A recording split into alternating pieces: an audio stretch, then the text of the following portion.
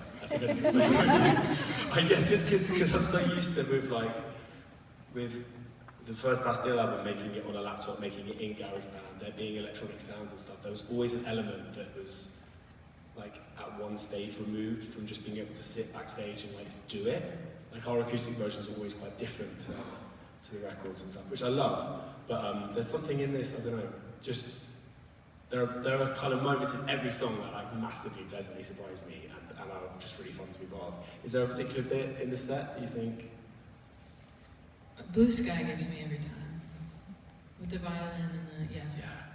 Also, so Alex, who plays fucking everything. But she, like the fact that, I guess the strings that we did it with a quartet in the studio, but she somehow manages to do a lot that makes it sound like there's way more than just one person, and it's so impressive.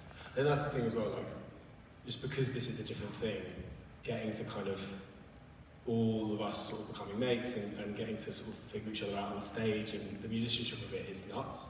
It's really kind of fun and exciting, but also we haven't had a huge amount of time to kind of pull this together. So particularly, you know, on this run, like Flori is brand new. We met her 3 weeks ago, and she came to the UK. She lives here, but she came over, and we just had a week at our studio just pulling this thing together. So a bit like when we made the album, it was like 17 tracks in 3 weeks. With this whole project, there's a bit of a like, fuck, let's just get on with it and do it, see what happens. And so I just feel super lucky that it seems to have fallen. This show seems to have just fallen in a place where we're not doing anything like crazily different, but something about this combination of people doing these songs just feels really lovely.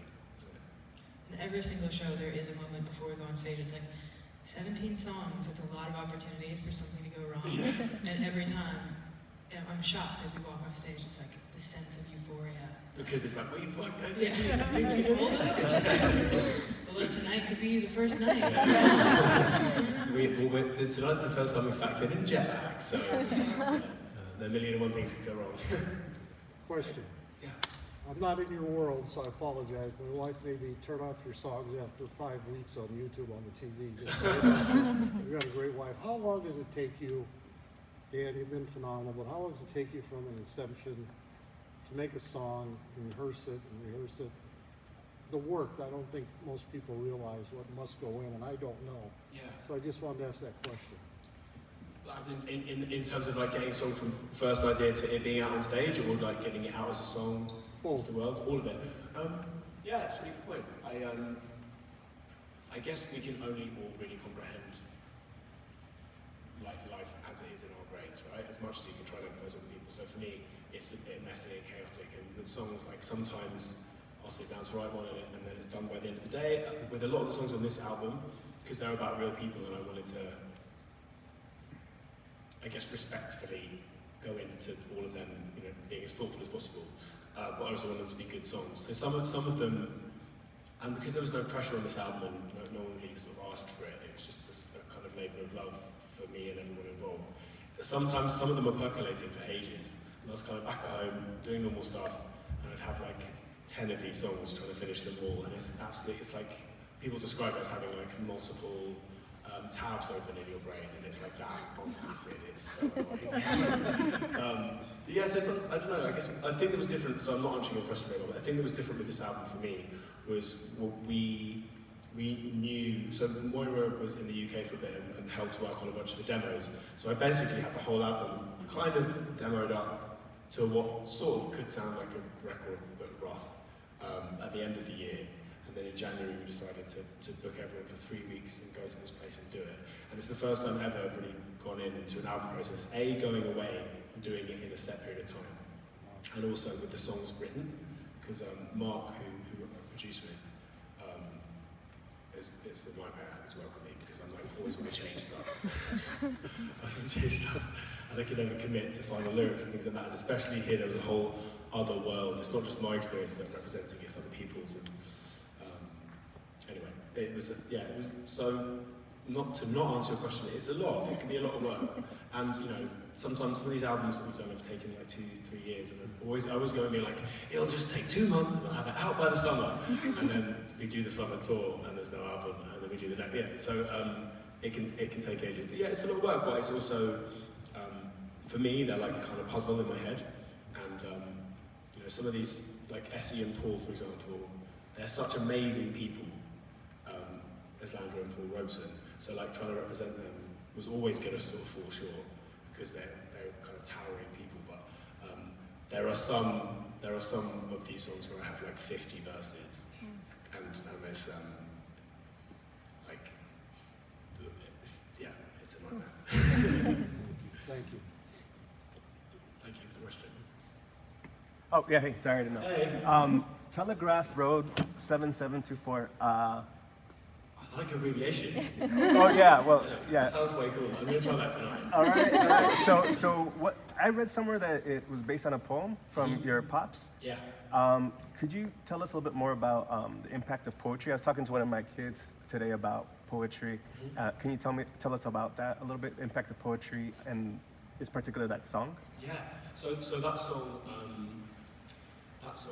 is, it was kind of one of the first songs I ever made. And my dad's like, well, I guess I keep saying this on stage. My dad's not a poet, and that seems really harsh. I've never literally seen one of his poems, but I guess not in a kind of like official sense that he wouldn't call himself that. But I guess what's really nice in that song for me, well, there's lots of things that are nice about it, but when my mum and dad are from South Africa and they moved to the UK because they grew up in apartheid South Africa and wanted to leave.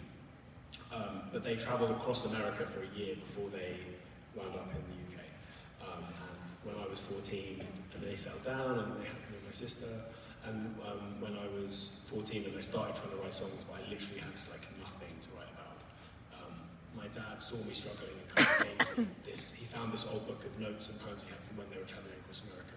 And this poem he wrote in San Francisco about this woman that he saw. And he said, you know, oh, take it, like turn it into whatever you want. So I did, and it became kind of my first song. And for this album, I thought I'd bring it back.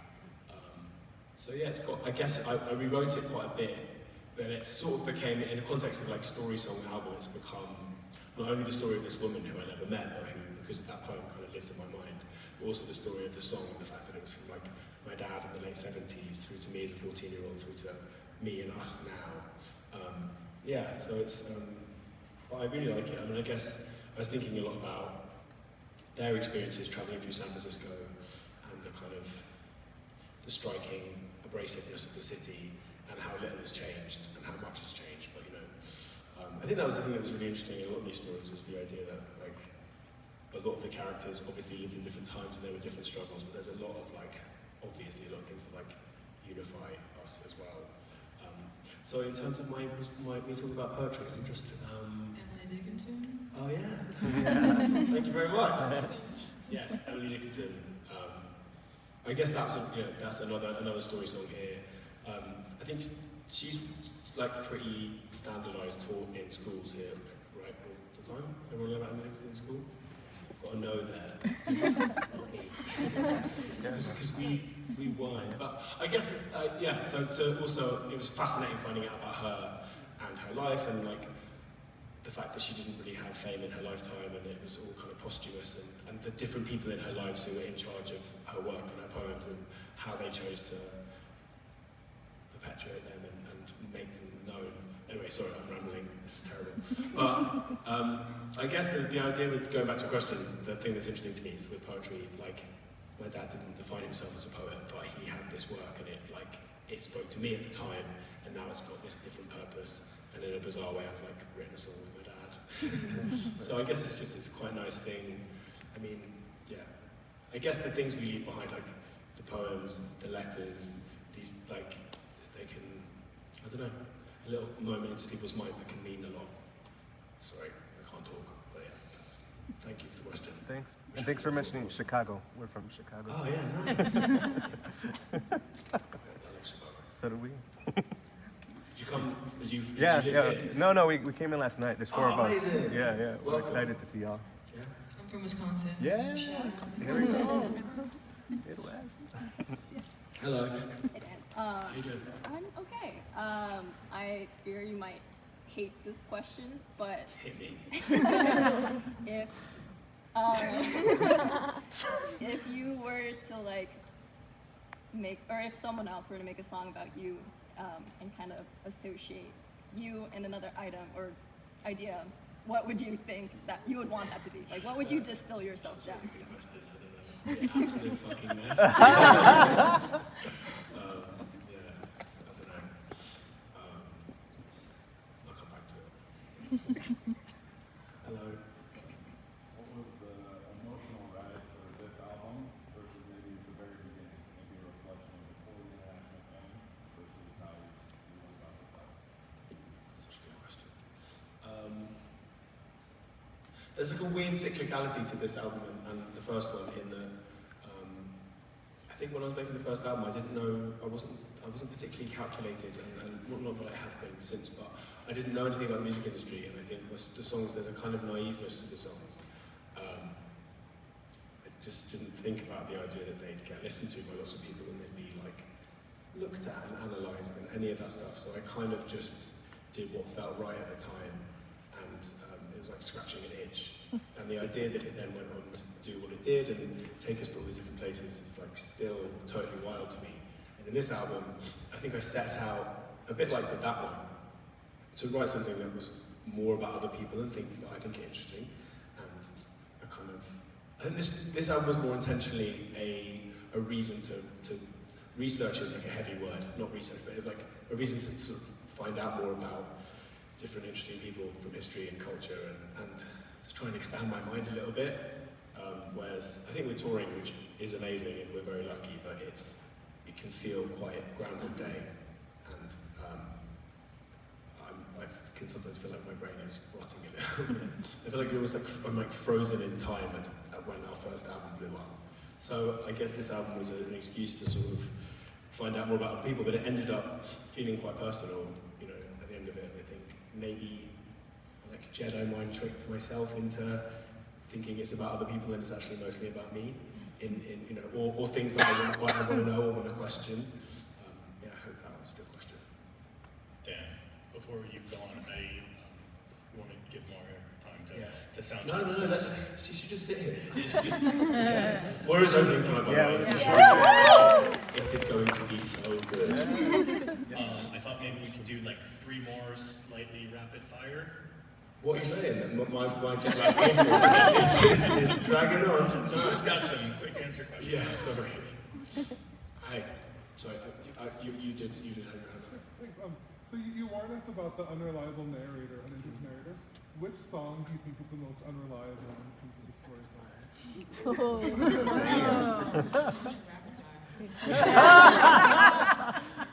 That's true. I now can't think of any of the songs.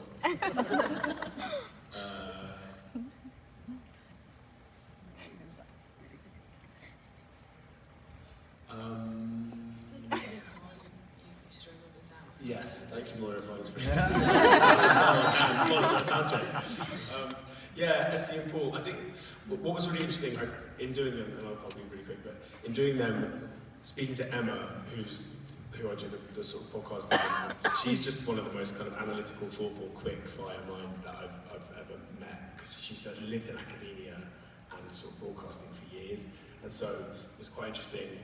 I guess my levels of research would never be enough, right? So sometimes I'd read a book, sometimes I'd watch a film, sometimes I'd read the Wikipedia page, and so it's every now and then, she analyses songs like she'd analyse text, where the sort of changing of a pronoun or a tense could have a huge impact. So with Essie and Paul, I really struggled in wanting to represent both of them individually, but also try and write something emotional about the idea of them having this open marriage and the complexity of that. And actually, the song had gone off for mixing and mastering, and I heard it back and was like, fuck, I've not represented a certain thing well enough. I actually recalled it and added in 2 words. The kind of thing that probably no one would notice, but I drove me insane. So maybe that's it. Maybe all of them. All of them. Okay, I'll give you a quick time on this. Sorry, what were you saying? Hopefully quick question. So once the process is done, right, and you definitely enjoyed it so much, you know, like when you finish a good book, you want to experience it again. Do you have this feeling now that you miss something and you want to try to do another different project, passion project in the future after this one? As in within the world of ampersand or something else entirely? Something else, like in the how do you feel about this experience? Would you go again? Yeah, yeah. This has been wonderful. I mean, I think like I have the absolute privilege of variety, and being able to do this as a different thing is amazing. Like I feel so lucky. All the people who've like worked really hard to make this happen, it's really amazing. I think I'd love to do a version of this again. You know, in the same way that with Bastille, we've sort of tried to change it up every album slightly. But yeah, this last year we sort of took away from touring. Obviously, I'm here. Yeah, I feel creatively I'm super happy at the moment, and there's this, and like 3 or 4 other things that are kind of all happening at the same time, and I feel like very, very lucky to have the chance to do a bunch of different things. I hope that wasn't too cryptic. Yeah.